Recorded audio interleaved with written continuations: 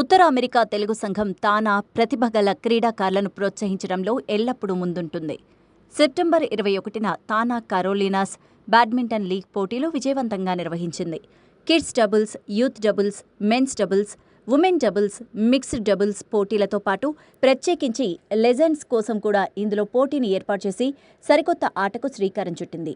40 పదుల వయసులో ఉండే క్రీడాకారుల కోసం నిర్వహించిన పోటీల్లో కూడా పలువురు పాల్గొని తమ ప్రతిభను చాటారు. 14 గంటల పాటు సాగిన ఈ పోటీల్లో పలు టీమ్స్ పాల్గొన్నాయి.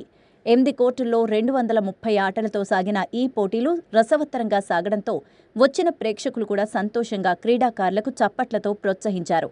దాదాపు 200 మందికి పైగా ప్రేక్షకులు ఈ పోటీలకు హాజరు కావడం విశేషం. ఈ పోటీల్లో ఒక విభాగంలో విజేతలుగా తండ్రి కొడుకులు నిలవడం విశేషంగా చెప్పవచ్చు. తానా స్పోర్ట్స్ కోఆర్డినేటర్ నాగా పంచుమర్తి మాట్లాడుతూ 40 ఏళ్ల వయసు వారి కోసం ప్రత్యేకించి ఏర్పాటు చేసిన ఈ పోటీలకు మంచి రెస్పాన్స్ రావడం సంతోషంగా ఉందన్నారు.